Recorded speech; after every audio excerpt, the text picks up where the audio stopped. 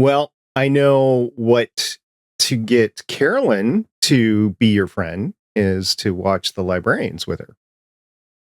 Yes. I'll watch them with you. Like we did, The Librarian. Yes. I can tell you, I like this third one way better than the first two. Do you want to talk about it then? Let's go. Let's go. All right. Are you guys recording? Yes.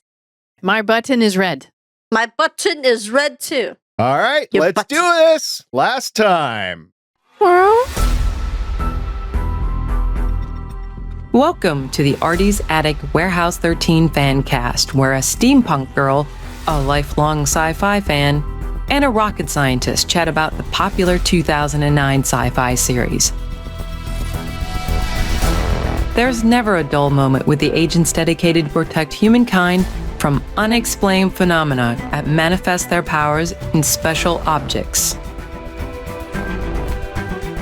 And there's all those friendships and relationships along the way. Grab a cookie while you can. Hope you don't smell fudge. Gear up with your Farnsworth, Tesla, and Neutralizer, and let's have some fun by snagging it, bagging it, and tagging it.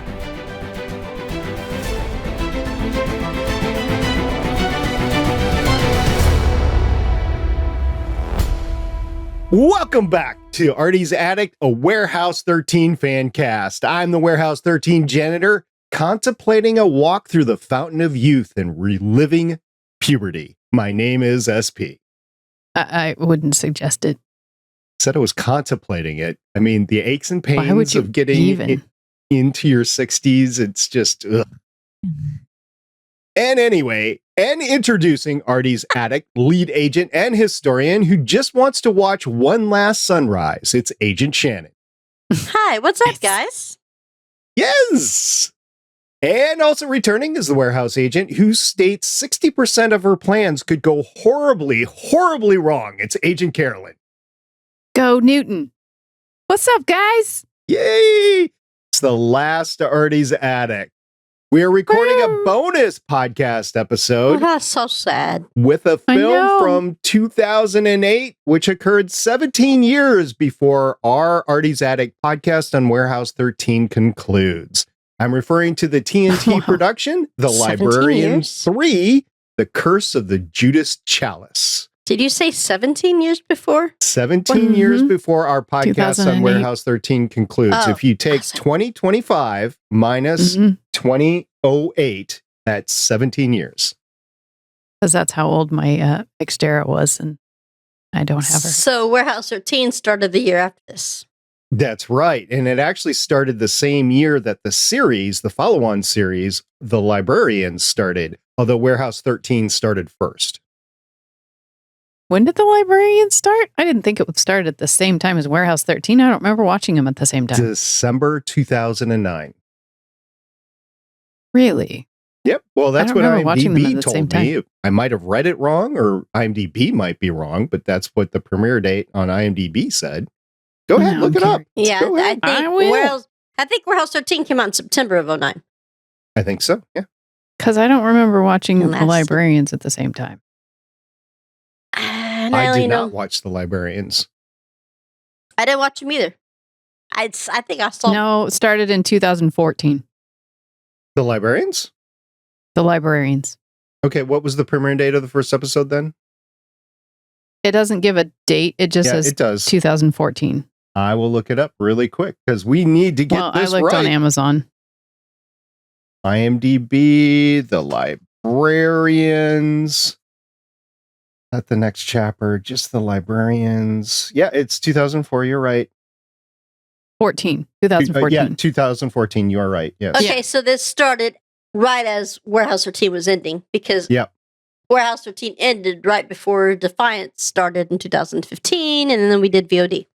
So It says Yeah. I know. So I Sunday, December 7th, 2014. I don't know where I got 2009 from that, but I did. I don't know. Yeah. So they didn't have any direct competition, but still, it No. is clear that you could tell the Warehouse 13 was thought of by people watching these movies. So the movies yeah. were first, but the series come after Warehouse 13. Yes. Yes. And they were filmed in Portland, Oregon. The first one. The second Really? one, I think, is filmed in Belgium. That's currently airing. Well, I could tell you the third movie upgraded a lot on the main woman. So let's talk Yes, a little yes, it bit did. about the description for the thing, and we'll do Shannon's favorite, the IMDb description. Losing his girlfriend because he was at an auction getting the magical Philosopher's Stone, Flynn Carson is ordered to take a vacation. In New Orleans, he finds himself busy protecting the Judas Chalice and saving the world from vampires. Shannon, when's the last time you dated a 400-year-old vampire? 403 It's been a year while. old. I mean, it's been a while. She was 403. And 3. Mm-hmm. It was Yes. the 16th century was a wonderful time. Mm-hmm. Was it the And 16th century or the Rembrandt? 17th century? It was the technically 16th century. So it's 15 something? Mm-hmm. Because Okay. there was Galileo and Yeah. Rembrandt. It was the 16th Rembrandt? century, so it's Rembrandt? 1500s. Rembrandt. It was in I the can't say 1500s. it. I'm a fresh answer. That makes I it can't say 16th it. century. Yeah. Okay. Well, this definitely was my favorite out of the 3. It was very well produced. And if you notice the beginning, it did say a story by Jonathan Franks. I thought that was pretty cool. I liked how they did at the beginning. I like how they previously on. So they recapped like both movies in this. You really love it. I did. For those podcast listening, SP just made It's a like little giving heart us symbol little with his hearts. hands. I did. But I liked how they recapped everything so you could kind of see, in case you didn't catch any of the other movies, which I don't know why you wouldn't have because they're amazing, that you recapped and saw all the things that Flynn has gone through to be the librarian.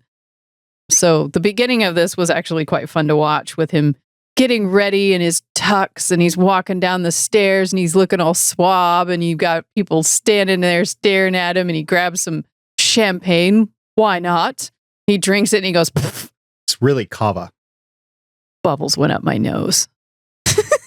And all of a sudden, not so suave.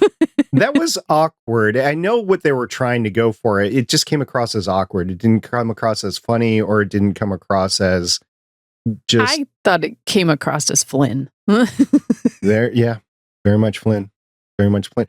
So Shannon, you started in on saying that they upgraded the woman involved. Do you know yeah. anything about her? Well, Stana, how do you pronounce the last name? Kinnick? I want to say Kennick? Kennick, but I don't know. I only know her from Castle. Right? Yep, she Castle. did all the seasons, I think, of Castle with Yep, she was our Beckett, boy from Nathan Firefly. Fillion. Yeah. Yep. Mhm. So the accent she had was pretty funny. Oh my God. But She I actually love the speaks New Orleans of it all. She speaks fluent 5 languages. French is one of them. So that's that one wasn't. of them. So I mean, I'm not funny as in like it was horrible. I'm like, dude, watching her on that and then watching, I've seen Castle all those years. I'm like, where did this one come from? Yeah. But yeah, she doesn't speak so fluent with the fake teeth in her mouth, though. That was funny. Were they fake or is she really a vampire? I don't know. I mean, they do come out. They just, when she wants So- them to. I thought the whole storyline was way better. But then again, like I said, an upgrade for him. And if she could have stuck around, she already knew he's a librarian, so it wasn't a secret to her. And she could have been, his partner on these things. But of course, he's never that lucky because, he's Flynn. I was thinking No, about that. and she, There was definitely a detriment or a risk to have her around because she could never get in direct sunlight. So it would have severely limited his ability to do anything. Ooh, then she would only be stuck in the shelves of put away this on the library. yeah. Or did you like how they, when Flynn came back from getting the Philosopher's Stone, he's like, how big is the library? She says, as big as we need it to be. Kind of Very reminded me warehouse-like. about the warehouse. Yeah. And it's ever expanding. He's in the large annex. We have a large annex. Did you notice, Yes. Shannon? There was there was a time machine there. H.G. Wells' time machine. Did you notice that? I didn't. Yes, I it was didn't. right next to the UFO. There was a flying saucer and Noah's Ark. Noah's Ark. Oh, you know what? I remember the Noah's Ark, but that was at the very beginning, and I was doing research for it because I noticed something that probably y'all have already noticed before, but the guy that Joseph DeLuca that does the music for it, for the first time, I guess, through all the credits that run through, that name clicked because he did all of the music for Xena. So back in like 95, 96. 96 is when Xena came out. So I remember all that. And then I got to go back and look, and he did all the Army of Darkness, all the Evil Dead, all the Ash, that comedy / horror movie thing. Yep. But he's done a lot of things that we have. Oh, and he did all of Spartacus. So there's a common thing that I'm noticing music-wise anyways, because the guy, Bill Davison, is that his name? Bruce Davison. Bruce Davison. Bruce Davison, they also did the music for Triangle, which had Bruce and Catherine Bell. Yep. Yep. It was one of his many. So for those listening to us, if you don't know who Bruce Davison is, but you've seen the movie, he played the main bad guy, the Vlad vampire, or Professor Laszlo. Yes. So he has 278 acting credits going back to 1969. I didn't write down absolutely everything. He's been in a lot of onesie-twosies of shows that we've already talked about in our previous 65 episodes, so I'm not really going to go through that. But I'm going to go through some of his main ones because he is important in the grand scheme of things of geekdom. So Shannon, finally, we find somebody that was in a significant amount of episodes of Hunter. He played Deputy Chief Weiler in 16 episodes of Hunter. Yep. So many of them. I know him from there. He actually got along with Hunter. 72 episodes of Harry and the Hendersons as George Henderson. Mm-hmm. He was. Oh my gosh, I love that show too. Oh my gosh, he was. The guy from Night Court. Is he the same guy from Night Court? I don't think so. No. Okay. He's not a Night Court, but I recognize him for Harry and the Hendersons. That's John Larroquette, I think, is who you're thinking of with Night Court. He was actually in the Librarians. That was the judge. Yes. Oh, no. Yeah, it's a different guy. Yeah. That's a different guy. 2 episodes of the original V series, the miniseries from the 80s. Mm-hmm. 2 episodes of that. He was in the 2000 movie X-Men as Senator Kelly. So he was there along with our boy Sean. Yeah. Right? Oh, yeah. He was in, big time. Sean Ashmore. And the 2003 X2 X-Men United as Senator Kelly. I believe that's the one he turned into a mutant, or they had him turn into a mutant. One of those. Yes. Yep. He ended up being really didn't have room to talk getting anymore. turned into a mutant, yes. He was in 3 episodes of the miniseries The Triangle, as Shannon just stated. This movie, the 2008 The Librarians 3. 13 episodes of the new revised Knight Rider series as Charles Grayman. I haven't seen that. I actually watched some of that. But I think this one wasn't that bad, actually. I liked it. 6 episodes of a series called Ozark, and I did not watch that, but Shannon, did you at all? I know it has Jason Bateman in it, but I never watched it. Yeah, he played a senator in that one too. And then I think you've seen this, 3 episodes of a series titled 1923 or 1923. Have you not seen that one yet? I haven't seen that yet. I've seen all of 1923. He's in 3 episodes as Arthur. That rings a bell. I have not seen it, so I don't know. Oh, no. Anyway, that is some of his 278 acting credits. He didn't win an Emmy or an Oscar, but he was nominated. If he was in 1923, he definitely got overshadowed by, Helen Mirren and Harrison Ford. Yeah. More than likely. And the guy that played the Terminator, the one with that melted into things, the Robert Patrick. Oh.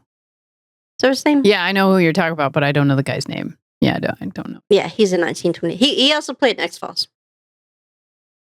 It was funny that the reason why he was so crippled was because he drank infected blood and got crippled in his body.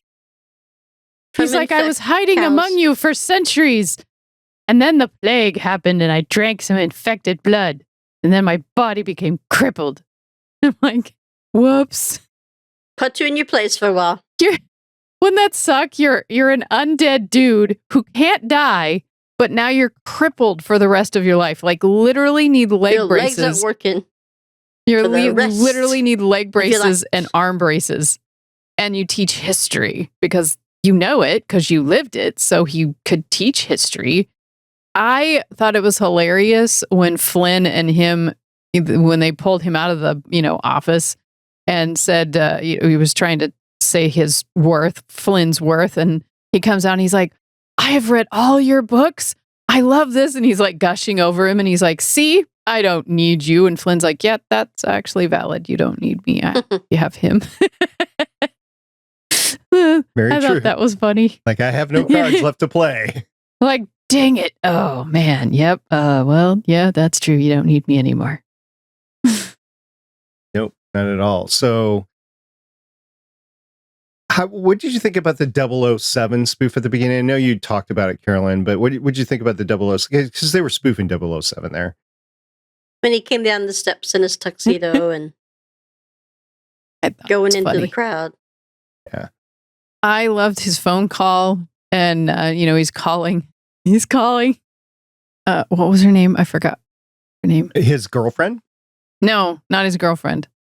Charlene, thank you. He's calling Charlene, and she's like, she says, is there a vase there? He says, yep, I'm looking at it. It's number 109 or something like that. And is the other guy there that's going to bid? Whatever you do, don't let him leave with that vase, but don't go over budget. Oh, he definitely went over budget. Definitely. Sold for £1 million to the impatient American. And then all you see is Charlene falling off her chair. Dead bug. Yeah, I was actually watching a tape of MSNBC's Last Laugh, which aired, I think, in 2000 around the election, the botched election between Bush and Gore. And they were going through all the history of the presidential spoofs that they had done on Saturday Night Live. And I saw Jane Curtin as she was in a debate, acting as a reporter or a debate moderator, asking Chevy Chase, who's playing Carter, I believe, he's asking him a question, and Chevy Chase he didn't answer anything. He was just like out there and didn't answer. But Jane Curtin, the young Saturday Night Live, Jane Curtin was on there. I'm like, I remember her with long hair. Yeah. Yeah. Yeah.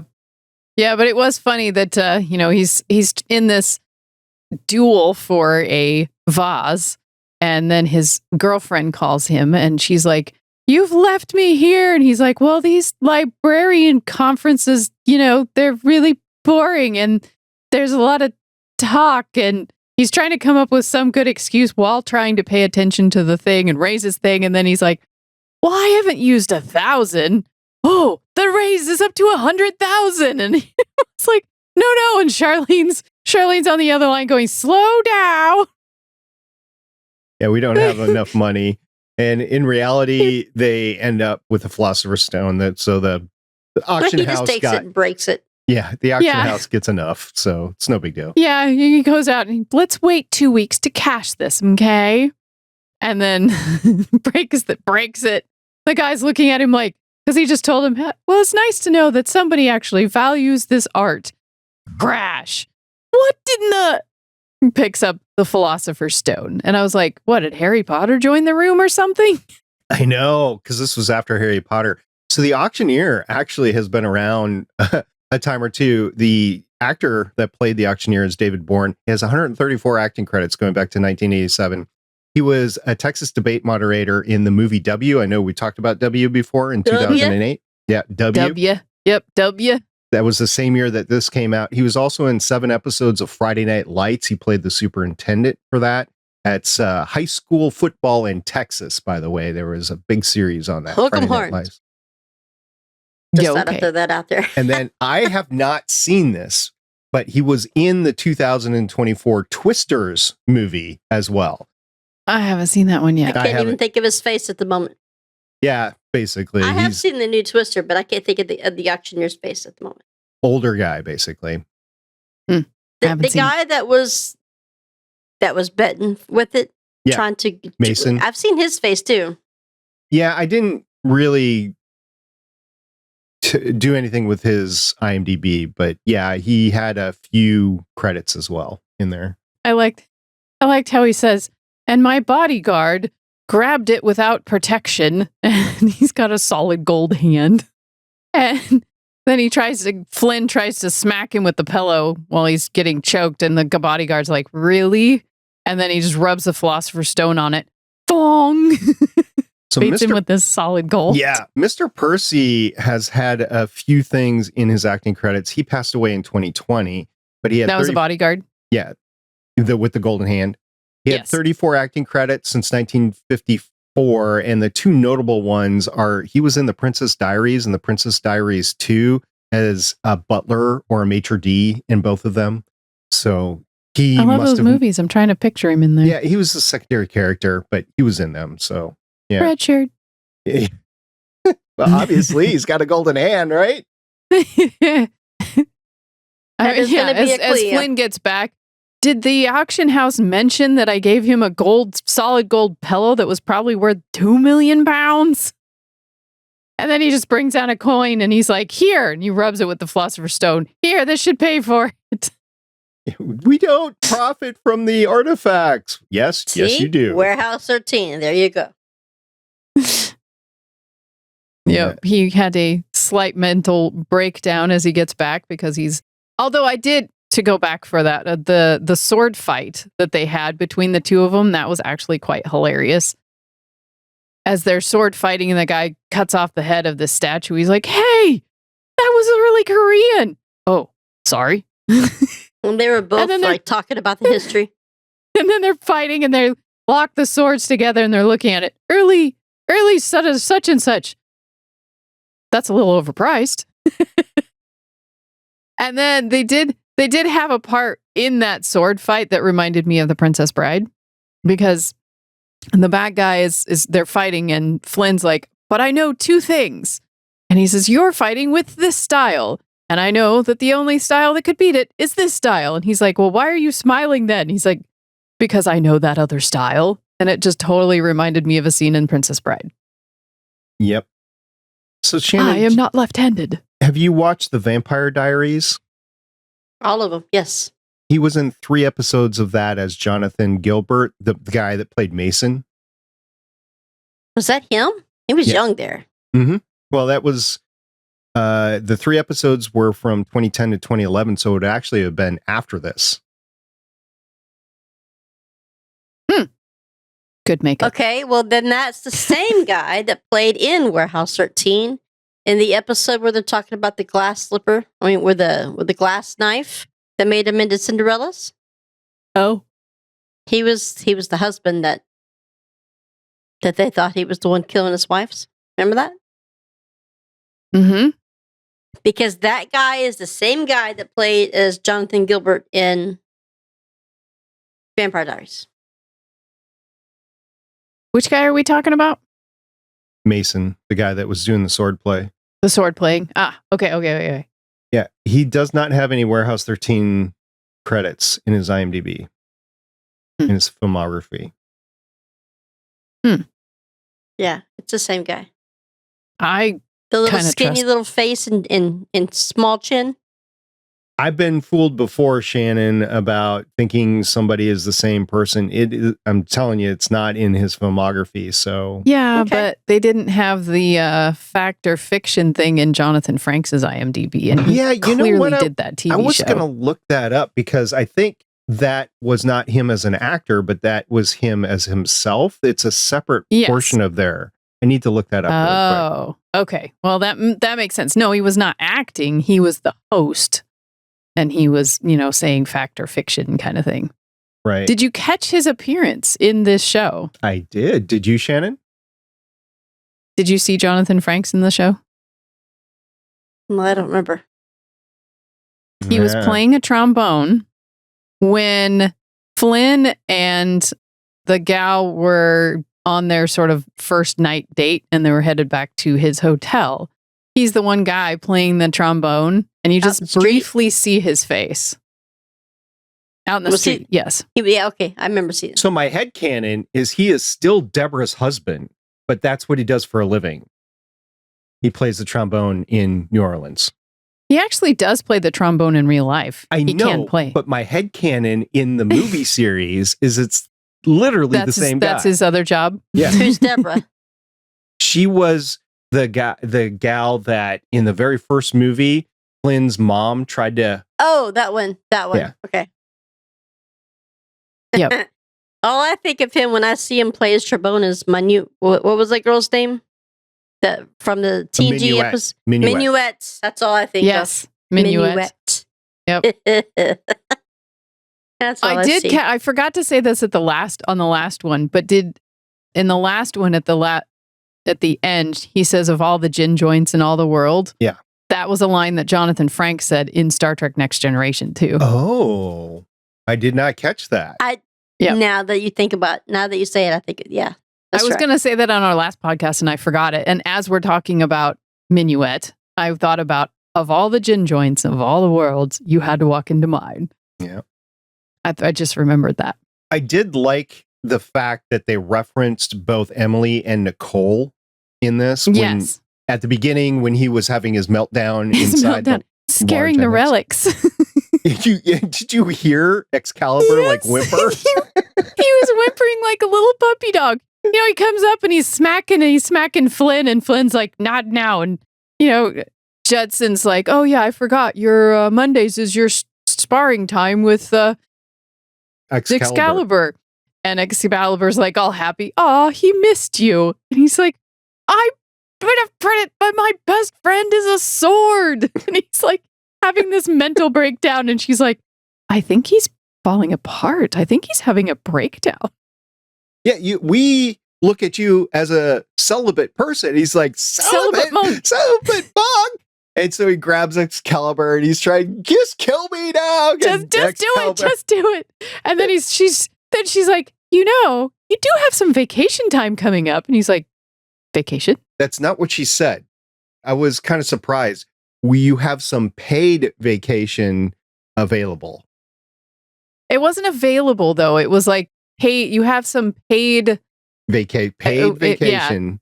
Yeah, but yeah, she did say you could have some vacation, and he's like, vacation? And then did you hear? He said, as he's leaving for this vacation, she's like, do you think he's going to come back? Judson says, oh yeah, the library has plans for him. So the library is alive, just like the warehouse is alive, because the library has plans for him. I loved everything that we saw about Judson here too. Oh man. Just to make a quick correction, Jonathan Gilbert on Vampire Diaries is played by David Anders, Anders. Okay. Well, he's also David played Anders. David Anders is the guy from Warehouse 13 with the glass knife that they first find the girl with the eye. Mm-hmm. I'm talking about, I don't remember that episode. Okay, so the guy that played Mason is still credited for 3 episodes as that character. Okay. Huh. Well, somebody screwed up. No, I don't think it's screwed up. I think the character was played by 2 different people. Oh, well, that's a possibility. Because this guy right here. Okay. Oh, yeah. Yeah, remember he was in Warehouse 13. Yeah, Yep. he was the one that everybody thought that he was trying to kill his wife, and they went back in time to the 60s. So the 3 episodes that Joe was credited for is season 1, episode 13, season 1, episode 20, and season 2, episode 15. Which episodes is your guy credited for? What season did we see him where they went back in time? I've never seen the series, so I don't know. No, I'm talking about Warehouse 13. She's talking about Warehouse 13. I'm talking about the Vampire Diaries. Da-da-da-da. They did not play the same character in Warehouse 13. I'm literally talking about the Jonathan Gilbert character from Vampire Diaries. This is Jonathan Gilbert initially appears as antagonist, but later, he dies after Lena is killed in the ritual. Doesn't say what season, but this is the guy. All right, I will go into the Vampire Diaries and I will look at the cast and bring it. What's his name? David Anders. Anders. Okay, let me look that up really quick. Anders. No, that's not what I wanted. Anders. I'm sure there's somebody screaming at the podcast. Oh, I'm sure. Right, it's this guy, dumbass. John Gilbert and not Jonathan Gilbert. So it could be two different characters. I don't know, but the 14 episodes, yeah, it's got to be a different character because season 1, episode 18, season 1, episode 19. Is that the Vampire Diaries? Is it the same series? Well, when they're talking about Elena, yeah. I just got through finishing this series with Sasha not that long ago. And then he turns out to be her father. Spoiler alert. Nah, it's over. Everything's spoiler alert. That is so weird. All right. I don't know. He was credited for 3 episodes of The Vampire Diaries from 2010 to 2011. If I click into that same series and then go into the cast. He also played on Once Upon a Time. Okay. Your guy, not the guy that was on here. Yeah. Yes, he did. Joe. Yes, Shannon's guy played on Once Upon a Time. That's also a really good series. I liked that series. I missed that series. Yeah. I think he is on here as Jonathan Gilbert. So there's a John Gilbert and a Jonathan Gilbert. So there's 2 different characters. Just 2 blonde people that look the same. Probably. They couldn't get one guy, so they got the other guy that looked just like him. All right. Only different. Confusing, but we got through it. Just like him, only different. But yeah, to go back to the vacation, he was very excited he could go on vacation. And then the funnier part was he's in his apartment with his shirt that says "I love pie," as in the symbol pie. I saw that. Yeah. And I thought that was pretty funny. And I forgot her name again. Do we think she was just playing like she was drunk just to bring him pamphlets? Charlene. I don't think no, so. I'm pretty sure she was drunk. Yeah, because at the end, Flynn comes back and he gives her the artifact, basically, right? The little key. And she literally swooned at that point. Not like romantically, like, wow, this is really neat. That sort of swooning had to quantify there. And so she really felt like she was heard and seen, and that maybe her love language is receiving gifts or whatever. So it doesn't mean romantically. It's just what makes you happy. And so I don't think that was part of a setup. No, but it sure was funny. She knocks on his door and she's like, "As 2 streets down, the wine and speed dating." He's like, "How'd that go?" And she hands him 2 empty bottles of wine. She's like, "What are you doing in here?" And he's like, "Catching up on reading." She's like, "Oh yeah, because you really need to be more reading." Okay, a couple of things there. So at least we know he's moved out of Mom's house. She... well, he has a job now. I love the fact how they brought back the fact that she was recently divorced when they first met. Yes. So that was pretty cool. This job takes everything. I think one of the funny parts too was that he's over there and he's like, "I figured out a poker game and I knew how to win 75% of the time." She's like, "I'm virtually proud of you." 75% of the time. Yeah, and the other thing that I want to say is Flynn is traveling the world looking for these relics, these artifacts. I think a vacation for him is literally sitting at home reading. That's his vacation. So I know a lot of people say vacation, go out, see the world, that sort of thing, but he does that on a daily basis. So I'm like, I traveled a lot for work, by the way, and I don't like traveling the world anymore, or even the United States that much, because I've seen a lot. I won't say I've seen everything, but I've seen a lot. And I just don't have the desire to see anything more. I want to stay here and do my stuff. So that's just my preference. And I can kind of identify with Flynn at that point in time. But I know everybody else is, I need to, like Shannon, you love to travel to St. Augustine, right? I do. Yeah. So you like that sort of stuff, but you don't travel for work. You were largely in your hometown of Dallas-Fort Worth, right?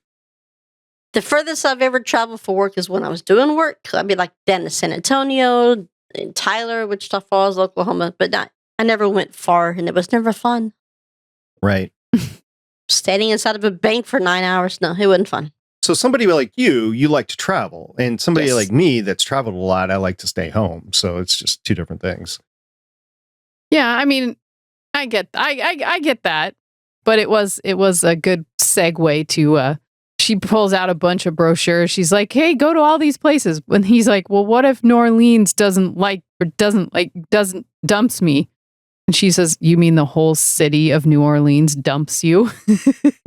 I can tell you, I'm very much like him in the fact that when I go to places like that, Sasha will look at me and she goes, "What's the history of this place?" I'm like, "Somebody asked me. Oh my God. Let me tell you. You got a minute? How about 30? Okay, let's talk. Let me tell you about history that you didn't need to know of useless information that's running around my head." Yes. That's how. So when they stop Flynn, that's how I feel. Oh, sorry. I didn't mean to bombard you with Go ahead. useless information in the 17th century. I was just going to ask you, have you ever been in a nightclub that has been a church turned into a nightclub? I haven't. Yeah. But I wouldn't be staying in the nightclub part. I'd be searching through doors and finding the altar like he did. That would be cool. That would be. You know what? I did think of were we in St. Augustine? No. When we went to Savannah, I did think of a place because he was standing at a certain place up there on the altar and he's talking about how it echoes, right? Yes. Yeah. Mm-hmm. Her and I were geocaching in Savannah, and there was a place that when you stand directly in the middle to where on the X, it would echo. Mm-hmm. I don't know how they did that, but that was in Savannah. Acoustics. It's largely the big arches that are in the ceilings that allow the sound waves to wrap around. That's really what's. Well, we were outside though. Oh, okay. We were outside on the river of Savannah. So, I mean, It was just an area that we stood in that they've talked about. If you stand at these 2 points right here and talk to each other, it sounded like you had a microphone on. It was kind of cool.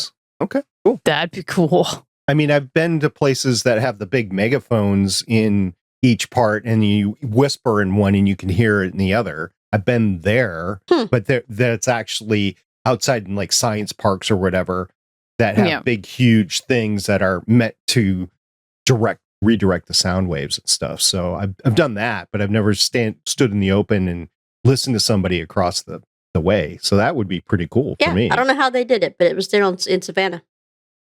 So I would like to talk about the church and the fact that she did a high C and caused the windows to explode.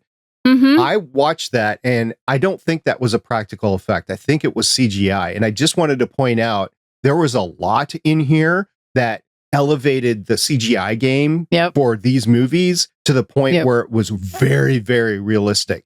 Way above what we got in the improvement of last movie, and that is way above the first movie. So in the span of the 4 years that these movies were out there, they really elevated their game. And I appreciated it a lot because hit their stride kind of thing. There was, you mentioned before with the pillow going into gold in the first scene, the Fountain of Youth with Judson, the vampire. That was pretty cool. Yeah. The vampire clouds. Well, didn't it come from St. Augustine? I think he said, it did. Yeah. He came out of the fountain. He's like, yeah, we just got this from St. Augustine. I was like, oh, Janet. Yes, because that's where the Fountain of Youth is. That was the whole, don't get me started. That was the whole. I don't mind. You know, it's kind of like her. It's like, is this how it is in your brain all the time? Yes, the Ponce, the whole reason that the Spaniards went to Florida to begin with is because they were given permission to go search for the Fountain of Youth. And that is just north of downtown St. Augustine. John Juan de la Ponce, whatever, he's also the founder of parts of Puerto Rico. So the vampire clouds, the speed moves, the drug effects, the high C that I was just talking about, and then later on the vampire eyes near the end when they're fighting and stuff. I would say that's the only cheesy part that I did. I'm like, what? The vampire eyes? Yeah, the vampire eyes. Well, I found that cheesy. That was also their faces were transformed too. And I don't know if that was CGI or practical effects, but it looked all good to me. And I think maybe the cheesy, I didn't know if it was a practical effect or not. If it was practical effect, it would have been a mask with LEDs that were inset in there. I could see how that would be. I thought it was just CGI. Well, I mean, her eyes, when her eyes glowed too, they look kind of cool. When her eyes glow, they look cool. But when the bad guys at the end, when they were in the plantation, when he turned them all, Yeah, with that the red was eyes. cheesy to me. Yeah. Yeah. Well, the purple or whatever. Oh, they were blue. They were blue eyes. The main That bad whole Russian face was guy, kind of bluish. yeah. Well, I I did- appreciated the CGI. I did find it really funny when Flynn gets off the plane to go or train to New Orleans. And there's a guy says, I got a cousin for this, and I got a cousin for that, and I got a cousin for this. Boy, he's like, how many cousins do you have? How many do you need? I got That's you a covered. businessman right I there. got you covered, cuz. Andre, I was looking I through his love his IMDb, character. and I swore because he just comes across as genuine and fun and entertaining, or whatever. So I Mhm. was thinking this guy's got to be in a lot, and not really. He's not in much, so I didn't even write any of his IMDb down. Well, but I Andre loved was his pretty cool as a character in here. character. Yeah. Yeah. He, Mr. Professor Man. Where you at, Mr. Professor Man? Do you know how cool I think it would be if you're just going down there through the swamps or wherever they were at, and you come across a 17th century ship from that that the French were on? I'm like, where the hell's this been hiding? Down in the swamps, and no one knows about it? Let me at it. Yeah, in Yep. reality, that wouldn't happen just because I've seen a lot of abandoned wooden ships along rivers like the Mississippi and stuff like that, and they degrade so Salt. fast. Yep. So, unfortunately, the likelihood of doing that in a tropical sort of warm environment is probably not going to happen. definitely. But in a cold environment, like in the ice uncrusted Arctic or Antarctic, I think that's possible. And matter of fact, it's happened. So there is situations where that would happen, just not in New Orleans. But I thought it was cool too. Like come across it in the middle of nowhere. Like, okay, let's board this ship. And it came across a little Goonies, a little Pirates of the Caribbean-ish. I know, little Goonies. Yeah, especially as he's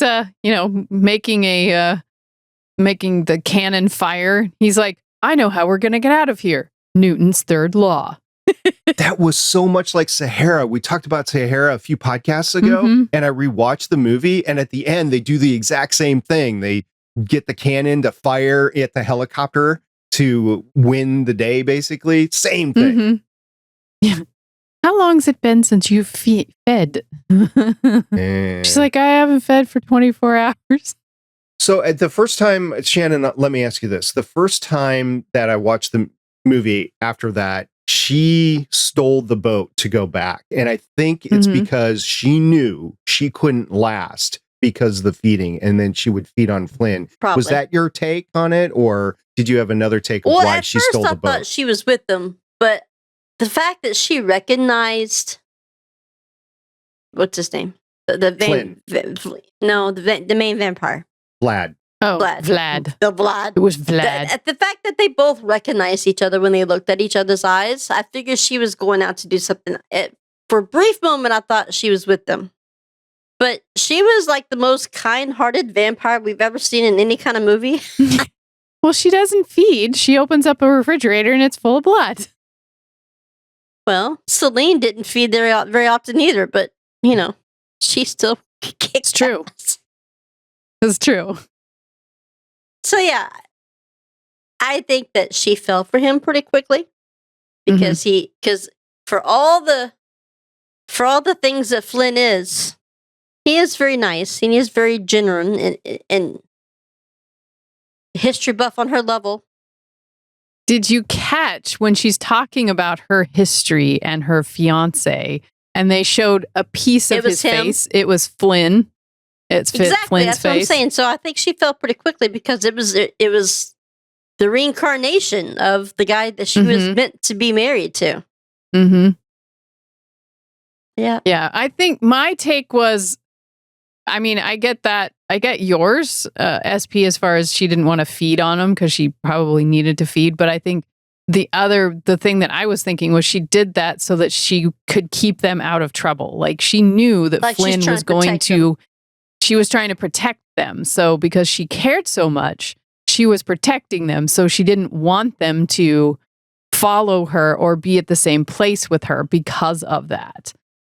And I thought it was funny where they get picked up by the pickup and they get put back in town. And then you see on the phone, hey, your cuz let us know that the boat's back in the dock. There's just this network of him and his cousins. They just, where you got it? What else you need? What you need? I got what you need. Oh, and the part where Flynn's going in to get a shave, and Judson love that. becomes That's my all of favorite the scene. people. Favorite It is scene. like back and forth, back and forth. He's like, I don't know where to look for. Yeah. And they're talking about the Judas Chalice and how it became what it is, and the aspen tree that can kill a vampire. And, every time he gets whacked on the head with something, the little statue that comes out of the cemetery, and then he whacks his head on the aspen tree.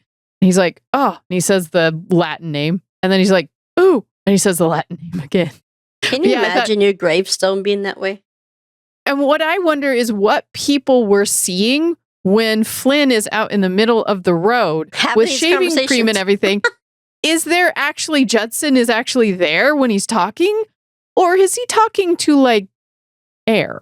Like, is there a person there? Well, what about when he's sitting there in the chair and Judson keeps moving, but he's not really talking to him? So now you have the people inside the barbershop. Are they listening to this secret conversation, or like, oh my God, he's nuts? You've been on the Or booze does too much. time pause?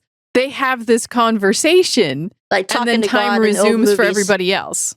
So I don't What know who happens? came up with this idea, but I'm going to credit it to Jonathan Frakes, or the writer who was also the writer for this episode, Marco Schnabel. And I think they brought back the same scene that we saw last movie when Emily had left the hotel, Mm-hmm. and he was running around the hotel, and Judson appeared in different people. I think they took that to the next level, and they didn't do the, I don't know if it's stupid or not, but they didn't do the thing where Flynn appears in screens this time. It was just him appearing as other Judson. Yeah. Yeah. It was just him appearing as Appearing other as people. As a person. Yeah. So He's like, well, that's a new one.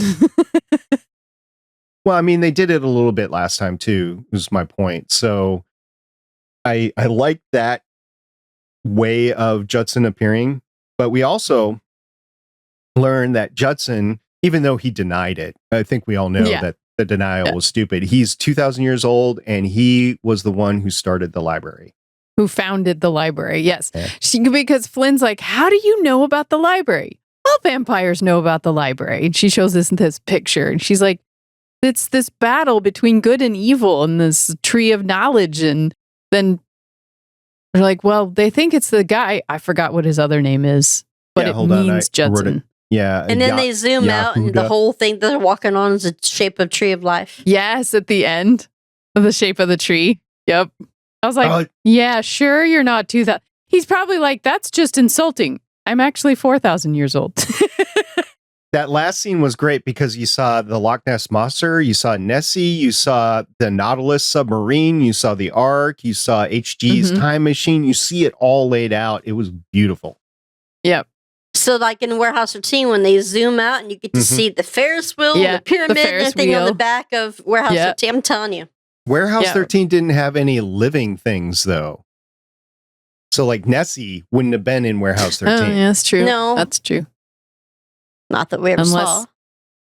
Well, unless you count Alice in the mirror. She was living. Oh. Yeah, you win. You got it. Okay. And they can keep her. Yes! I win. And which makes me wonder if there's like a what they call it, the vault over Warehouse 13, the purple vault, where they kept all the bad things. I wonder if there's a bad... The dark vault. Yeah, I wonder if there's a dark area at the library. Yeah, I wonder if there's a dark area. Because you've got these objects that may not have good or bad in them, but there's got to be some that they're collecting that are. So where are you going to put them? Right next to the sword that's going to watch it all day long? No. Right next to the Adam and Eve apple?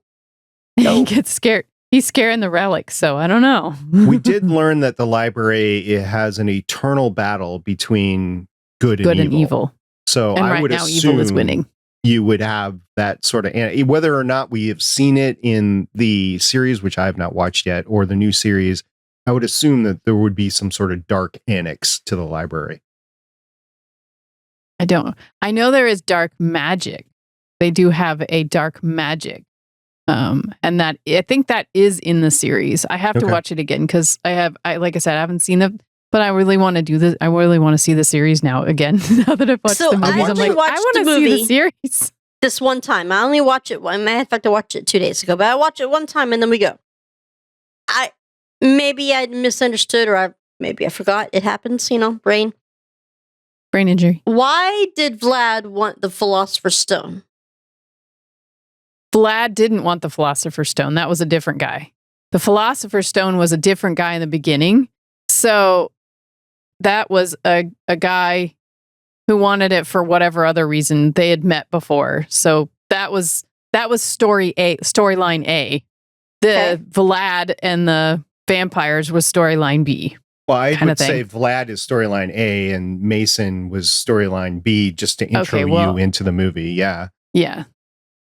Yeah, kind of like sometimes you'd get the intro into a Warehouse 13 episode and it would totally not be the whole point of that episode. So he only wanted it because it turns things to gold? Mm-hmm. That guy you did, yes. Because he was going to... So Vlad got yanked into this whole thing because he knew the history? No.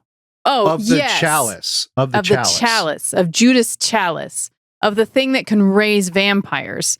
Because the guy that was wanting to raise the vampire army wanted to restore Mother Russia. He wanted Russia to come back to its former glory. And be all he vampires. Could do that with an army of undead soldiers, which he was going to control when he woke up. Sounds like who a he terrible thought idea. was Vlad in the coffin, when Vlad was actually the crippled professor guy. Yeah, but they had the professor guy because they needed his knowledge. I was like, did they lose the plot there a little bit? I don't know. No, it was just an intro to the whole thing. It was kind of like the little B story that it starts out with. And a reason why Flynn needed to go on vacation. Kind of like the Crystal Skull was at the last movie. It was just a starting story. Okay. Yeah. Yeah. Right. It wasn't the story. It was the starting of the movie. Just a coincidence that the main person that you're needing that does all the history that you want to fulfill and know about just happens to be the guy you're looking for. Yes. That was the point of the... And not the crypt, not the body in the crypt. Okay. Yeah, the body in the crypt was some poor peasant, he said, that he just found. Yeah. That's why when he was teaching history, he's like, yeah, Vlad's body's just decomposing in a coffin somewhere, because he literally put him there.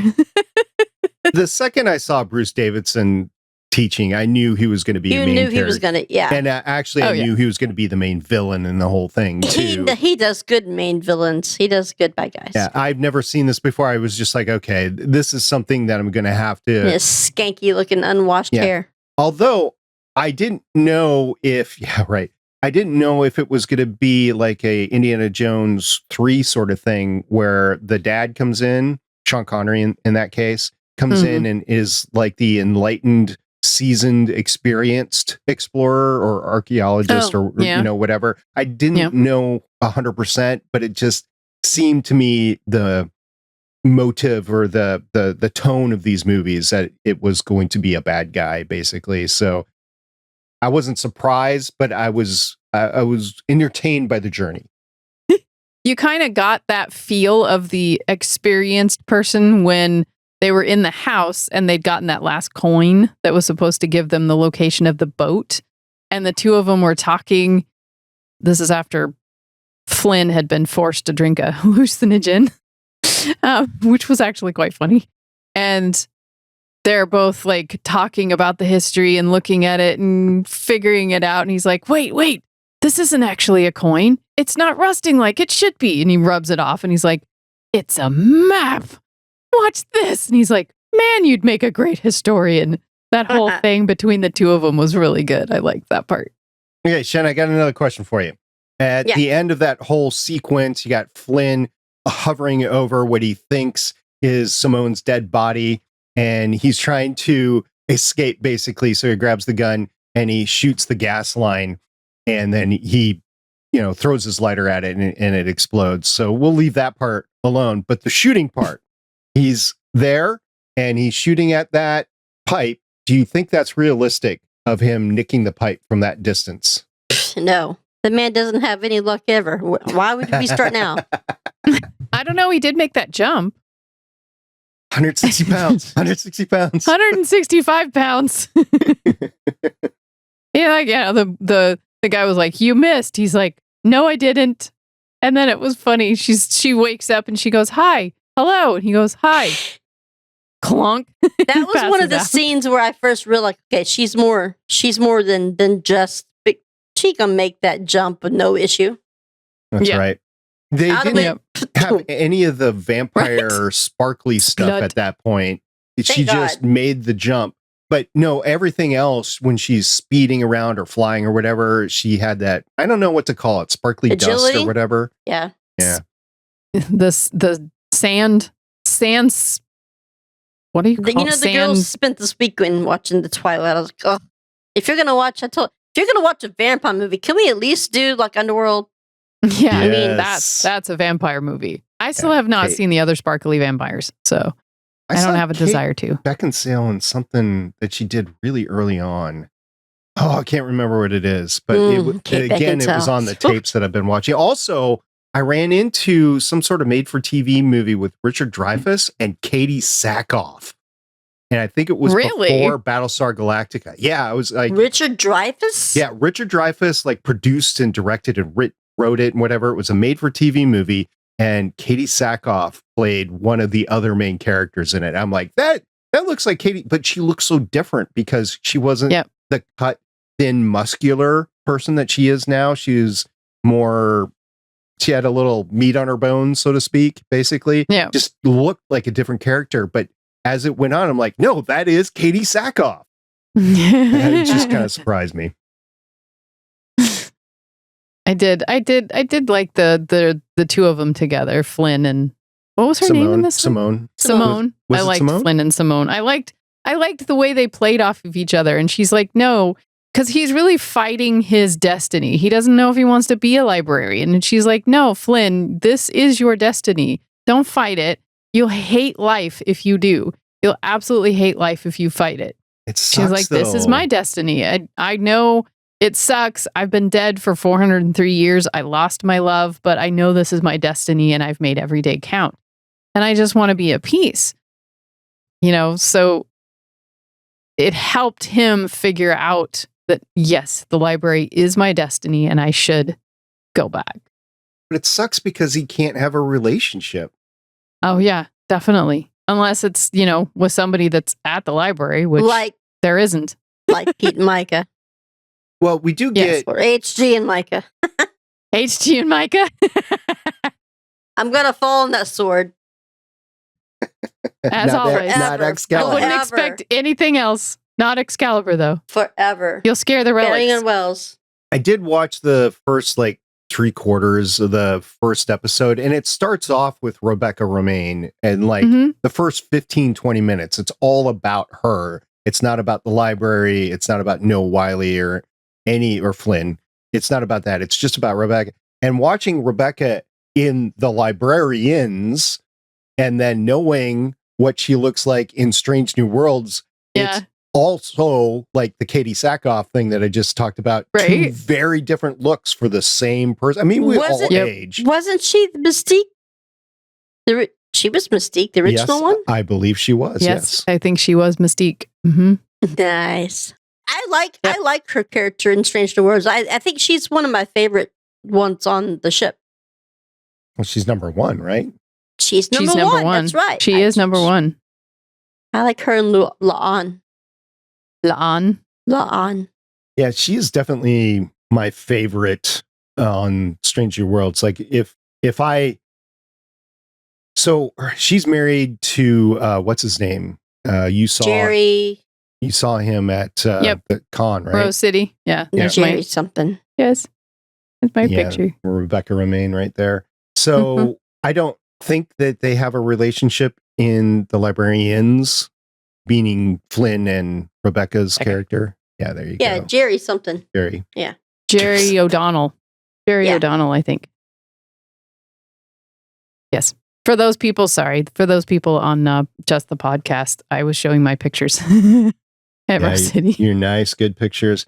Yeah, My she was nice in pictures. X-Men and X-Men United, which is X-Men 2 as Mystique. And then it was Yep. recast after that. Yeah, J-Law. Oh, no. X-Men The Last Stand. So she did 3 movies before it went to J-Law. Mhm. Oh, no.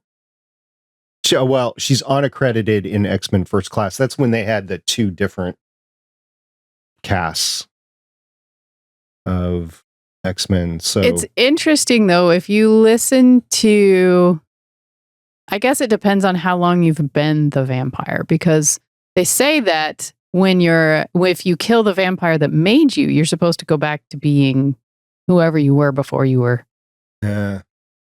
But I mean, there's different vampire lore. So it would be, but she has been a vampire for 403 years. So it's probably past its expiration date. thought it was neat the history they gave of vampires. And, they made up why vampires are vampires. The first vampire was Yes. Judas, basically. Mhm. And they went why an aspen would kill him and stuff like that. I did appreciate And that. the pieces of silver.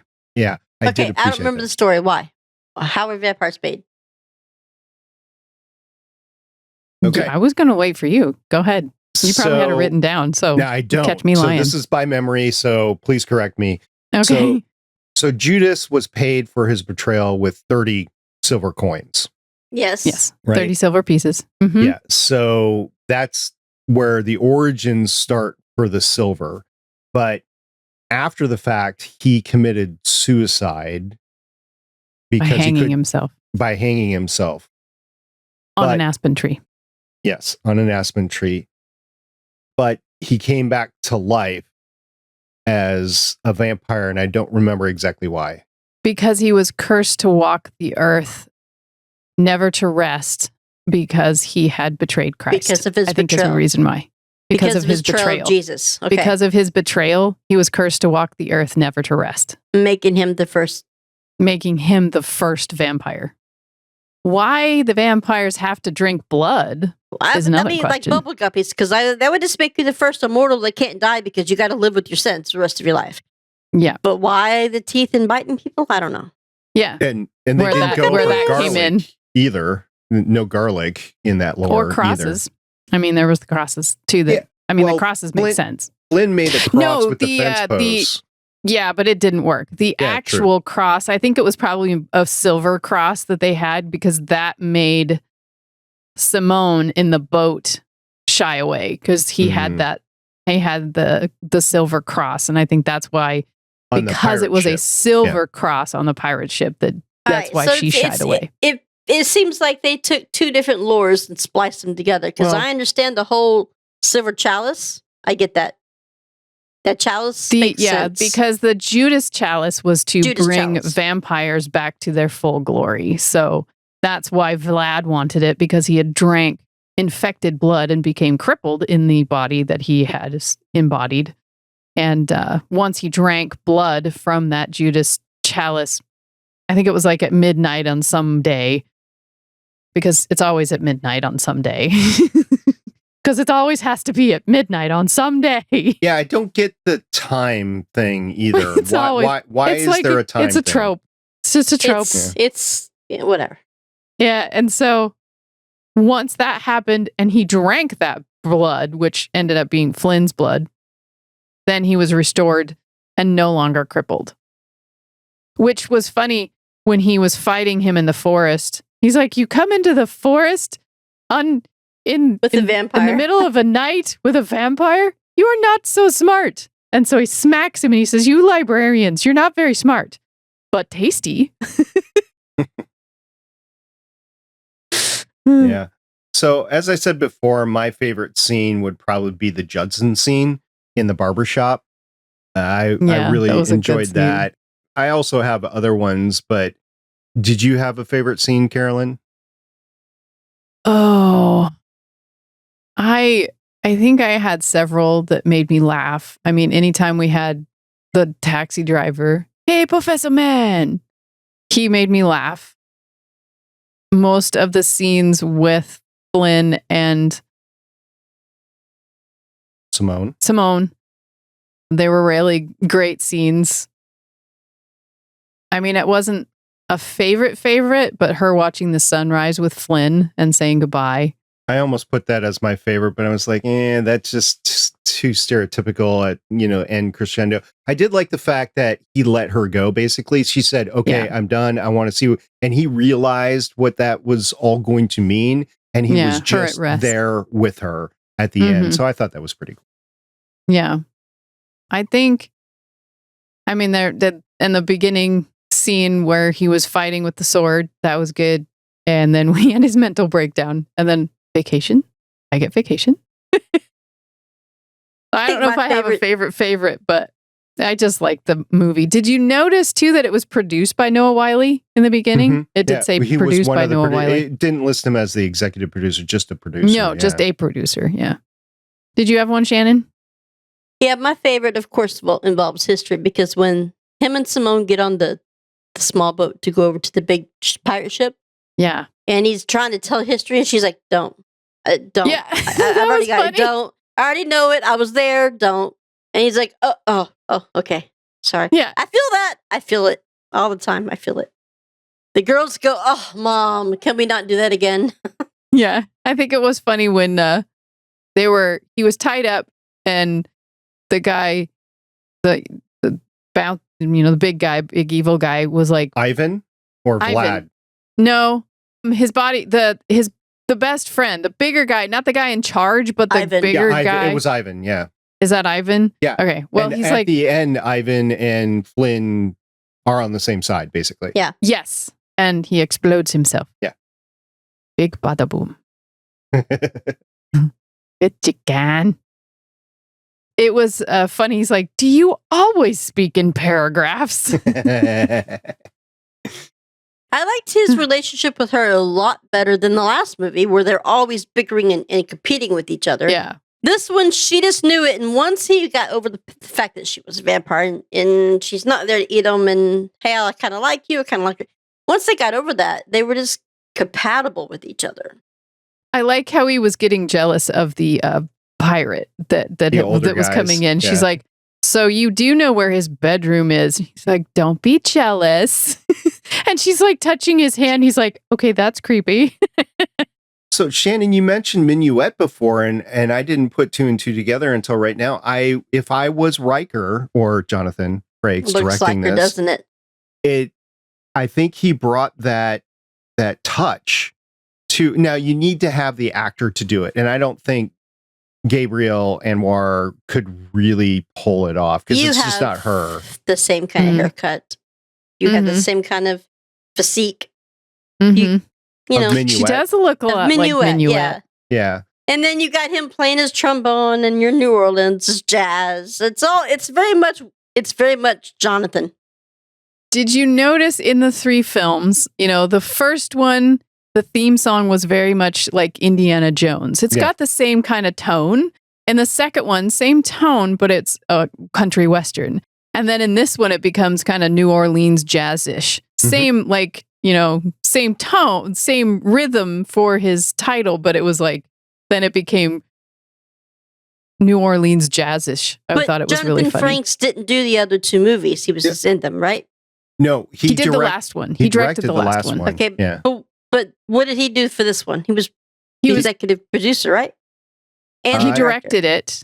I don't know. He directed it, and he did, and he was it was a story by, I think, is what the beginning of it said. What I'm saying, trying to get to, is that I see more of Jonathan's touch on this most definitely. Yeah, most definitely. Down to the jazz music, down to the. I mean, you could have been in Nevada. You don't never know. But with him, and now he's going to come in and do I'm going to do this movie. We're going to be in New Orleans because that's where the jazz music is, and I can play trombone.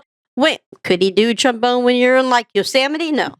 So I will say a personal story here that I don't think I've mentioned on any podcast in the 15 years that I've been podcasting.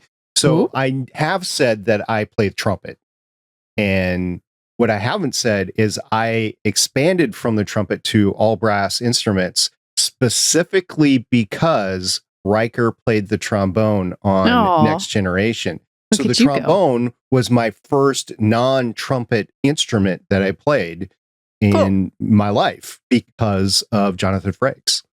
That's cool. Yeah. I started, if you go with things that have come from Star Trek, I when Data was shuffling cards really fast. Yeah. I wanted to see how fast I could shuffle cards just like Data. I got pretty good at it, actually. I wasn't as fast as Data because I don't have Data's hands. But Did you ever have a desire to be a dealer in a casino, just out of curiosity, because of No. that? Okay. No, I never Just was did. wondering. I think you'd be a good dealer, but yeah. Yeah, no, I never did. No. Okay. Why do I have a good Okay. poker face? I don't think I have a good poker face. You don't need No. to have a good poker face as a dealer. You just need to be Charismatic. honest, first of all, and know how Oh. to deal cards and Mm. have some sort of personality. Actually, I you could don't need probably pull that personality at all. You just need it is what it is. Next. Next. Okay. Sorry you lost, buddy. Move on. No, that's that's not a winning ticket. So That's a bye-bye. red. Go away. So bye-bye. Bye. All right. Your cards are gone. Your chips are gone. The chips are down for you. Best walk I off. could do that. I could totally do that job. Oh my god. Shut the hell up and I would move love on. to see you as a dealer. I said no. I said no. I said no. Negative Ghost Rider, you lost. Move on. Security. Yeah. You'd be the security. Oh, You'd be yeah, like, that's me. Let me "Excuse take off this jacket. some- Security. Yeah, I got this. I got someone this. take over my table, and you take off your name tag, and it'd suddenly say security, and then you take them away. Actually, I think Shannon would be a good pit boss. Oh, definitely. So I not don't the know who dealer, pit but boss is. the person that is supervising the dealers and in the pit. Oh, on the floor. I got this. Yes. I can watch you. I can listen. I can pay attention. You're cheating. Let's get out. Yeah. Let's go. Exactly. You would be the good pit boss. Yeah. I would have fun with that. That would be Still. fun. I said no. And no. Take them. Let's go. Are we doing this all night long? Let's go. And then we go outside. Let's go fight. You go. All right. I will say that I had not seen these movies before. I had heard of them, but it's just like I the hadn't. Magicians. It was like, I don't want to spend time watching it when I have other things to watch it. So I will say to you, Carolyn, because you were one that was really pushing it really from episode 1, and all of our listeners, I think my life is better by having watched these 3 movies. Yay. You're welcome. I did enjoy them. Are they the best thing ever? No, but they were very entertaining, very fun, very good way to pass time. They hold up. I mean, I know a lot of the technology is dated with phones and that sort of stuff, but I think it holds up from the lore of the relics and the artifacts and the way the story is put in. And I really enjoy Bob Newhart and Jane Curtin. And we don't They have really make the Bob story. with us anymore. He has And such a straight face. Bob Newhart. Such a straight face. Oh, man. It's such a good. And they didn't have the stupid kite flying thing in this episode. We will not authorize any unauthorized payments. So I did like it. And this was my favorite out of the 3. So I did like it. Yeah. And so thank you. And I'm glad I had the opportunity to do this through Artie's Attic as an add-on to Warehouse 13 coverage. So thank you very much. That'll be the last thing that I say. Floor is yours, Shannon. Well, I mean, we got emails, didn't we? We do, but I wanted to wrap feedback. up the coverage of okay. the... So the coverage of me, I had never heard of these movies. I've heard of the Librarians, but I've never taken the time to watch it because I didn't know that these came before it. Now, as a Warehouse 13 fan, wholeheartedly Warehouse 13 fan, now I'm like, wait a minute. Okay, I totally see. Someone read it and said, let's just tweak this and make it better. So, thanks for introducing me. I mean, again, the first 2 movies, I'm like, what are we watching this for, right? But this one entertained me. I liked this one, and I like Noah Wiley. He does a pretty good dope, I guess is the right word for him. You have never seen, we talked about it before, you've never seen Falling Skies. You would enjoy Falling Skies. You would enjoy Falling Skies. He has a good character in that. Mm-hmm. But I don't know where you'd watch Falling Skies, but I think you would really enjoy it. I'll find out. I'm sure you could find it. So thanks for introducing me to this. I mean, because now that I've seen it, am I interested in Librarians? Yes. Will I jump to it? Probably not. But then again, that's just because I have a lot of stuff going on now. You do. You are a very busy woman, just like the rest of us. Mm-hmm. Yes. I'm really glad that you guys took the time to watch these because they are. I really enjoyed them the first time I watched them, and I just love the campy humor. I love the storylines. I love the ways that they tell these stories, especially when Jonathan Frakes got involved. They just got the level got elevated. So, not that. I mean, anything that Dean Devlin does is magical, and I love pretty much everything he's done because I haven't watched everything, so I can't say everything. But I do really appreciate you guys watching it with me and podcasting about it because they are not that I don't absolutely love Warehouse 13, and I watched Warehouse 13 because of the Librarians because it looked a lot like the Librarians, and I was like, "Ooh, this looks really good. I want to watch this." And then I fell in love with Warehouse 13. Probably not as much as Shannon, but it is very loving to my heart. I have not watched it. I cannot recite every episode like she can. I can but recite I do faces, love but not names. I don't know the names of episodes. Oh yeah, I couldn't tell you names of episodes, but I'm really glad that you guys did this, and I'm glad that we were able to podcast on it because they're really good shows. And I loved the stories. And at the end of, this one, it sounded like he was going to have more, like he was going to be able to do more. I don't think he ever made any more movies. He just went right into the series. So then the Librarian series is where this continues. And I really think I'm going to go rewatch that. I'm watching the Librarian's next chapter right now, which actually you can buy on Amazon right now. You can buy the TV series. I've bought it. I think there's 4 seasons we got to go through before we go watch the movie. Correct. Well, on another note, I just like to thank both of you because I know that we created Artie's Attic so I could do a Warehouse recap because even through all those years that it was going, I was just now starting to get into. We got in. You got me into SP. You got me into doing podcasts with Voices of Defiance. Yep. But that was just as Warehouse 13 ended. So during that time, I didn't even think about it. I didn't even cross my mind because I was just enjoying the moment. And of course, I was having kids and they were little at the time. And I'm like, I just had some time for myself to watch something. But I appreciate you starting this for me. And of course, the other podcasts that we do, like Strange New Worlds and stuff, because it keeps me active. And like you said one time to someone that when we were doing the beginning of Warehouse 13, because it helps me with my memory and coming back to things. And I got faces. May not have names, but I have faces. But then again, I've always done that with security. I think you've really gotten. I mean, I've noticed a difference in you since we started. You're doing better every time. So I think this was. I'm so memory? glad that I was. Yes, I'm very thankful that I was able to podcast with you guys and that we had 3 extended episodes. It's meant the world to me to be able to podcast with you guys. I met you on Voices of Defiance, and I was just a fangirl at that point in time until like 10 years later. I'm still friends with you guys, and you're like, "Hey, let's do a podcast to help Shannon." I'm like, "I'm in." But how do I do it? Y'all met through this one, right? Yeah, I didn't really talk much. And I met SP through Voices of Defiance, and just on social the only media. reason, and the only reason I know more about him, I also talked to you through Strange New Worlds because that was the other podcast that he was on that I would talk to, but I didn't know him as well as I do both know you now because I podcast with you every week. And you and I have been friends for yes, we have. 10 years? 10 years or more, however long Voices of Defiance has been on. Yeah. 2014, 2015, yeah. Yeah, because you and I would tweet back and forth all the time. And then, so I'm very happy that SP provided me with all of the podcasting gear that he did, because otherwise I would not be as good at podcasting as I am, because I would not sound good.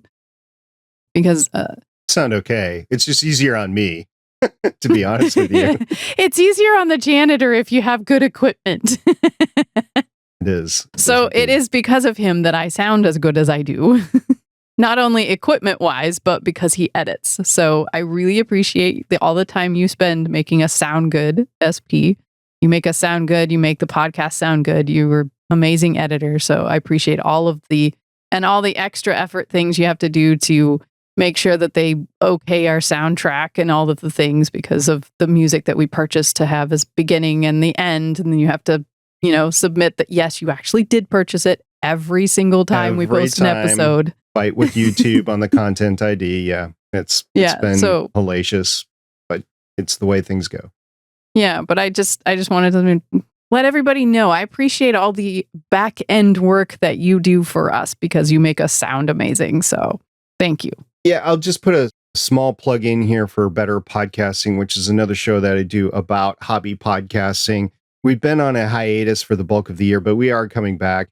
And it is our attempt to share Stephen and I, my co-host over there, share our love of podcasting and the fact that anybody can do it. So if I wasn't here, you too could have eventually figured out how to podcast. It's not that difficult. I've once heard it as stating if you can upload a document to an email as an attachment, you can podcast, basically. Yes, but we probably wouldn't sound as good as you make us sound. There's a lot of learning that comes over time, absolutely. And that's why Stephen and I do Better Podcasting is we want to share tips and tricks on how to make it easier on everybody. So if you're listening to this and you're like, hey, I might want a podcast. Yes, absolutely. You can for very little money. And you can sound pretty good while you do it. So yes, it is possible. I just want to throw that out there. So are you guys done with the movie? I just want to make sure before we move on. I'm done. Yes. I'm done. Okay. Yep. So we did.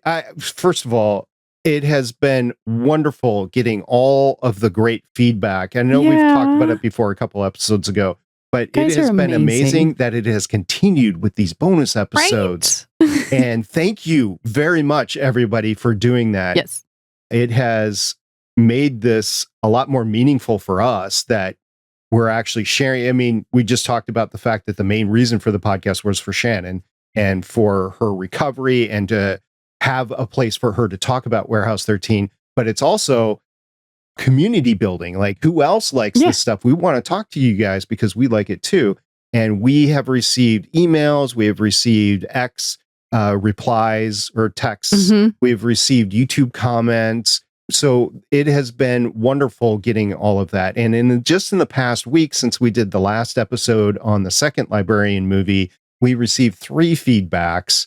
And this will be the last feedbacks that we share on the show, unless we get a bunch of them, and we will come back and record another episode. But the intent is this is going to be the last episode of Artie's Attic. Until we start picking up on Strange New Worlds. Yeah, Strange New Worlds will be in a month for Shannon and I. As we've said before, Carolyn will not be able to join us because of time constraints with the other Strange New Worlds co-host, Jake.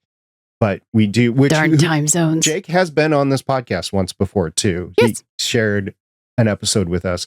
So thank you. I have 4 feedbacks. Did you have 4? I only have 3, so you can do the 4th one, whichever that is. We will start with an email from Lisa. And Lisa. Oh, mine's Robert Bruce. He wrote the book. Okay. So Lisa said, "Hey guys, listening to Savage Seduction and just wanted to mention that Jinx, which is Aaron Ashmore, in the Paramount Plus show SkyMed. Can't wait to see what you watch next, Lisa."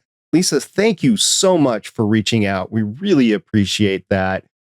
I did know, so we do the filmography all the time, and I did know that Aaron was in the SkyMed, but I have not seen it. Have you, either of you two seen SkyMed? No, but now I want to. Okay. Yeah. All right. Thanks, Lisa. That was great for you to reach out and let us know. Appreciate it. We did get a YouTube comment from Ashul, the Buddy IA King, and Ashul says, "Not only did you guys cover my favorite show of all time, you guys covered my favorite movie trilogy. How do you keep doing this?" He's a Warehouse fan like me. Yes. Which means fanatic like me. Yes. Nothing wrong with that. We're No. warehouse fanatics too. That's why we love it. So thank you for that. How do we keep doing this? We just got lucky. We did. We got lucky. And if there is one other one you want us to see, we're all ears. Okay. What do you got, Carolyn? Is that the only? Yeah, I thought you said you had 3. I do. Okay. So I will go over the last one. Brian sent us an email. He said, "Dear Artie's Attic team, as a fan of Warehouse 13, I'm glad to have found you. Despite it being at the end of your Warehouse 13 run, but I am happy to see you all watching The Librarians, in parentheses, another movie/series I enjoyed. I recently rediscovered my love for this show. I went looking for Warehouse 13 communities and happened upon your wonderful podcast. I was wondering Aw. if you were all aware of the book Warehouse 13, A Touch of Fever by Greg Cox. And if so, would you consider reviewing it? I've only just found out about this Warehouse 13 story, so I don't know if it holds up, but I figured if you weren't aware of it, you are now. Thanks for the hours of post-episode entertainment, Brian." I actually have that book. There's actually 2 books, and I can't think of the name of them at the moment because I've died since then. But I do And know. came back. I came back. Are I you a do know vampire? You must that- be a vampire. I know, right? None of the benefits. What the hell? I do know that they have 2 paperbacks that I've had. A Touch of Fever is one of them. I can't think of the name of the episode, but if you are a fan of Warehouse 13, it reads just like an episode. So I think it's nice. worth getting if you haven't already. I don't know if we're going to have time to go over the books, but I doubt because it. you'd have to read it. I don't That'd know. take me a I while. doubt there's audiobooks for it. No, It's I I probably- doubt it. There isn't. And Oh, I did bummer. buy the Kindle version of this book and in the past week, and I got maybe 2 pages read, not because I didn't want to, but because I simply don't have time for it. So yeah, I agree with Shannon. I don't think we're going to have time to read it and then cover it, but I am going to read it. I mean, I bought it, so Yeah. I will read it. Thanks for the suggestion. Appreciate all of your feedback there, Brian. Hopefully you enjoy listening to our podcast as you rediscover Warehouse 13. I have not. I only know of the books because of Shannon, but I have not read them myself. But I can tell you another thing if you haven't done before. I am a avid fanfic reader. So some of those people, now it depends on what kind of level you want to read at. It could be very PG or very explicit. That's up to you. But a lot of those writers you could find, they read just like an episode. And sometimes they pick up from like an episode that we would watch and then it ends. And then they would pick up the next chapter of what we didn't see. And sometimes it's just as good as somebody writing the episode. So fanfiction.net is a lot of them. And then I think it's .net. And there's several different websites out there that you get fan fiction for whatever show you're talking about. And I would say recommend start there because you're going to find a lot of things that read like books. And I'm a fan because I have almost all of them saved. Even the naughty ones. What? Yeah. Of course. I would expect nothing less. I know, right? It's me. The one from Robert came on the 6th. I don't think we've read it. The subject says, "Don't have to worry about getting whammied." I don't know. What? Did we read that one? I don't think we did. I think I just didn't include it kinda because long. I thought we covered it last time, but I don't think we did. So I'll go ahead and read it because I have it up. Okay, good. Because I'll probably mess it up if I try to read it. Yes. So, hey, You're better all, at it. something. Okay. Robert Bruce says, "Hey, all, something new. I started watching the old series 2014 through 18, and I thought it was a ripoff of Warehouse 13. Kind of turned me off. But I was wrong. The first movie was 2004, so I have to take another look at it. Watched Quest for the Spear. It wasn't as bad, had a good story, but some bad graphics. Yeah. Bob Newhart kicking ass was unexpected. Loved it. Jane Curtin playing the straight gal. She's a great actress." I thought King was better all around, story, graphics, and actors. From Jonathan Frakes, who directed with a quick cameo with a very short hair, to Eric Avari, many things, including Warehouse 13, Gabrielle Anwar, Burn Notice, Son of a Woman. Oh, I forgot she was in Son of a Woman. Oh, amazing movie. Different role for her. In Burn Notice, Fiona was a badass. Yes, she was. Emily is not. No, she wasn't. And of course, Bob Newhart and Jane Curtin. Excalibur, at first, I wasn't sure what was going on, but then it was explained that Excalibur was testing him and will continue. I knew Uncle Jerry was bad when he was telling Flynn about him and his dad and meeting his mom and the look he gave them when they were dancing. Yeah, that's a look. I saw that too. Of I get you someday. I think mom knows more than letting on. Ooh, so he was saying that mom had something for Jerry. Okay, maybe.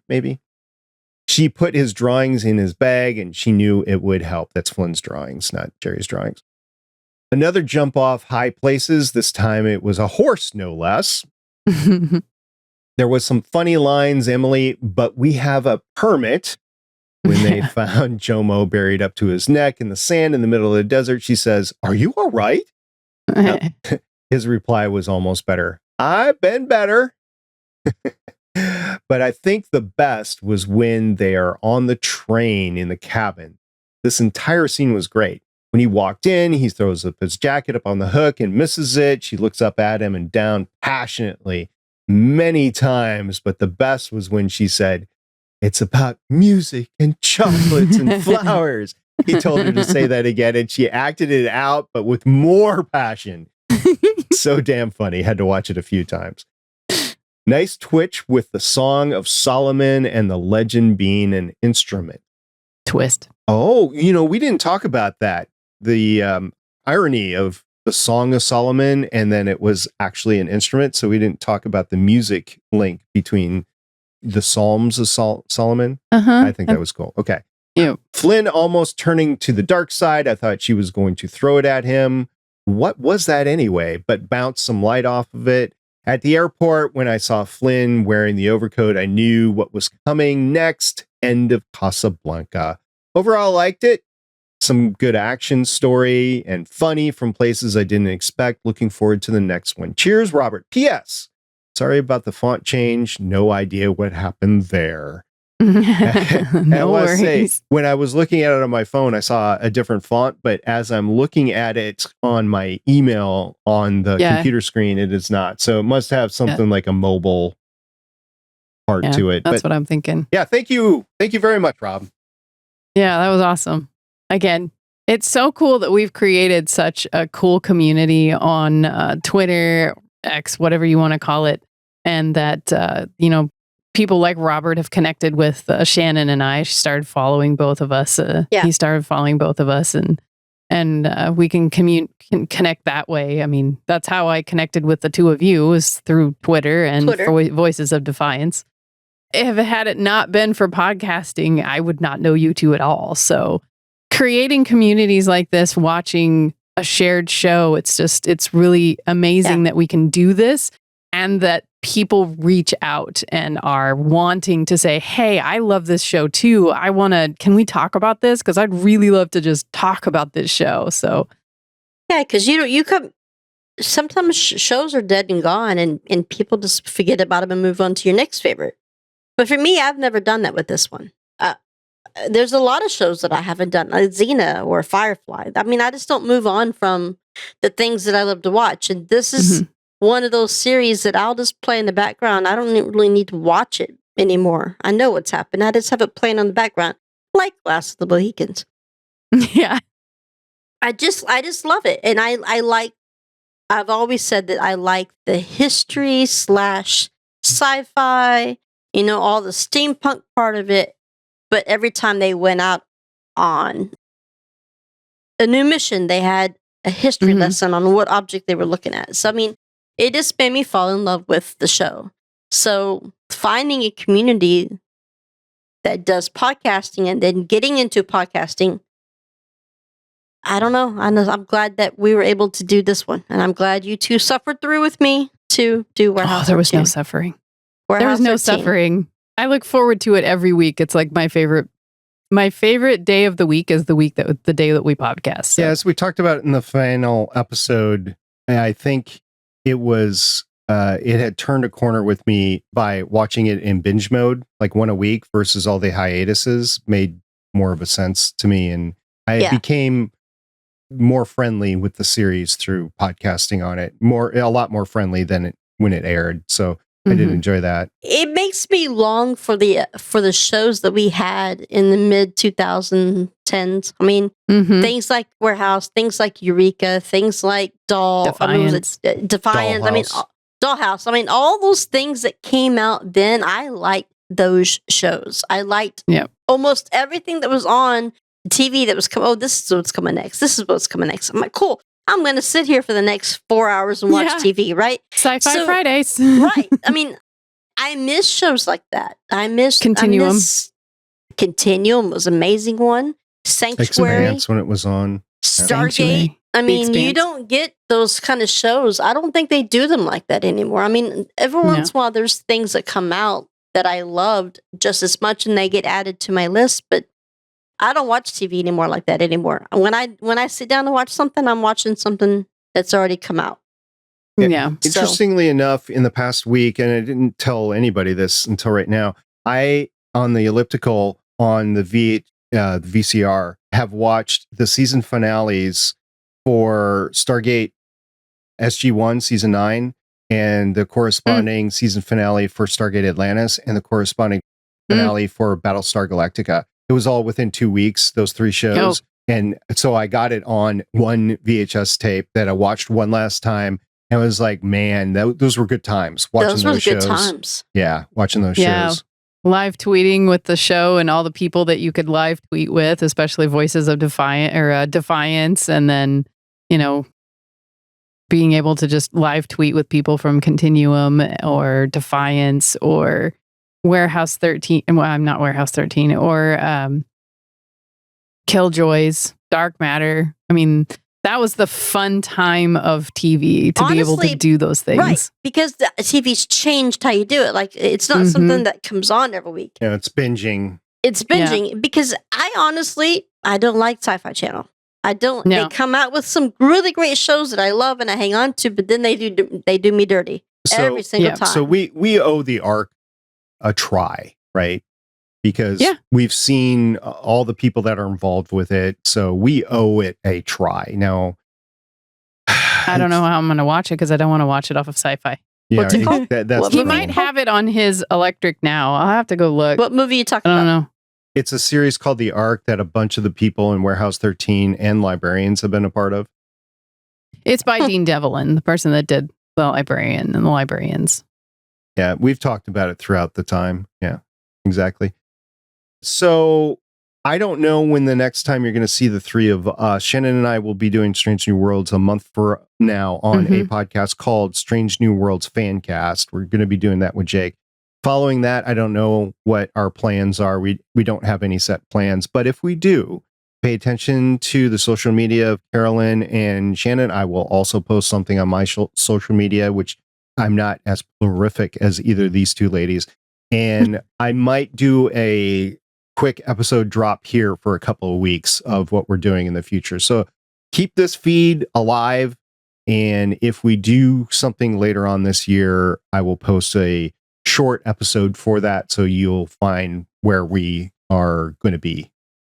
Yeah. You can follow me on Twitter or X, whatever you want to call it, at Ocean363. And for me, you can find me. I have 2 places on Twitter. I have Sci-Fi Girl, SYFY GURL, Sci-Fi Girl. But then I also run the podcast for Trek Worlds, and that's Trek underscore Worlds. So I run that one. So anything that's going to come across on Star Trek goes there. So both of those you can find me at. And if you haven't followed me on that one, to give me a try. And we'll, like I said, anything today, I posted, hey, we're going to get a new 5th season. And then, oh, by the way, we're only getting half the 5th season. And it's going to be the So, last. Yeah. So any type of sci-fi, anything to do with Star Trek, I put on Trek Worlds. But if we do end up doing anything after this one, I will definitely be posting on my Twitter. So unless I lose access to it. I might even post on the Voices Ode Defiance X account too. Oh my gosh. It still exists. Yeah. Oh my gosh. I still follow it. Some of those saved. There's one last thing that I want to bring up. I mentioned that I was looking for a fight on Arrow that occurred with a 3-level fight with a bunch of ninjas and stuff. Yeah. I skimmed through on Netflix. I took the bar across and I've skimmed through all the episodes for the first 3 seasons. I might have gone over it, but I still did not find it. So I know it's somewhere because I podcasted on Arrow for 8 years. I haven't found it, but it reminded me of all the good fights that were on there, all the good fight choreography. And Jamie Bamford was a director and fight choreographer for that. He did amazing work on it. So say what you will of the CW love story and angst and stuff like that, but the fights were unparalleled on broadcast TV. So maybe somebody, one of our listeners couldn't find it for you and send you a YouTube. Yeah, maybe. I looked, I searched, I used Reddit, I used AI, I used everything. Nobody can tell me where it is. So anyway, that was the last thing. I didn't want to leave a hanging Chad out there for it. So hanging Chad. Yeah. Other than that, let's call it a night. All right. Thank you very much for being with us. We appreciate it. And if you do have feedback, it's warehouse13fancast@gmail.com. If there's enough of it, we will come back. Or hit me up on Twitter. Feedback episode. Yep. Yeah. Twitter, absolutely. Or X. All right. Until next time, I'm SP. This is Sci-Fi Girl. I'm Ocean 363. I think it's time for my sword lessons with Excalibur. Have a great summer. I think we go watch some more Micah in HG. Burying Wells. Thanks for joining us for an episode of the Artie's Addict Warehouse 13 fan cast. You can find all our episodes at warehouse13fancast.com. If you'd like to contact us, you can hit us up on our email at warehouse13fancast@gmail.com. We are a part of the Lone Wolf Podcast Network. You can hear more of this cast and other shows like it by checking out lonewolfpodcasts.com. The intro music is Sci-Fi Hybrid Intro by Soundmake, and the outro music is Science Fiction by Tunes to Go. Both were purchased on pond5.com.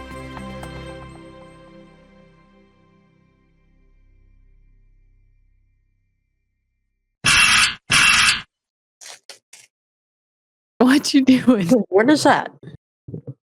Did we beat? Maybe that's what it looks like. We beat him. Isn't Jake usually a black picture too? Who? Jake? Yeah, when you guys podcast because his camera doesn't work. What is the thing what did he put on his wall? That thing up there on the wall. On the back of your wall. Yeah, Shannon, that thing that's like this up here? It's his bows. Those are those are bows, archery bows. Okay. It's no longer one on his face. I know. Is that in your bedroom? Yeah, Wino's in the bedroom. Only because it's a silk poster and I'm not going to throw that away. She's probably frantically trying to reboot or something.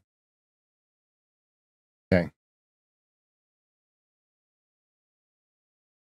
Welcome to the party.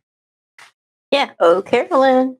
Yeah, she's working through one of the issues or one of the many issues that I have.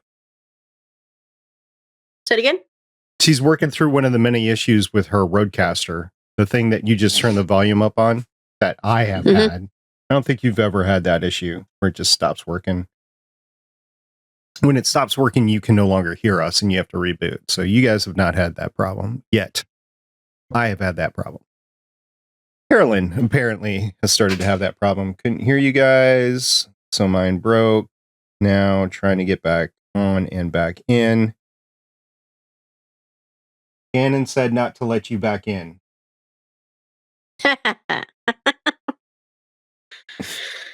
Oh my goodness. That's when you watch. You can watch The I do. Expanse. I You do. can watch. You can watch I sit there The and I listen to. Librarians. I sit there and listen to medieval podcast. What I like to listen to. That sounds like I do that's those all good. day long. Katie Sackhoff's podcast. No, I haven't listened to those. I just saw that one clip.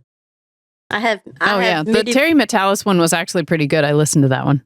I listen to a lot of history podcasts. So like medieval history. Shocker. I know, shocker, right? Like my shirt right now. It says I like history and maybe 3 people. Mine is That's what my shirt says. See, history and 3 people. since it is our last podcast. I did. Ditches. Did you see the movie? I did. I liked You like it? I did.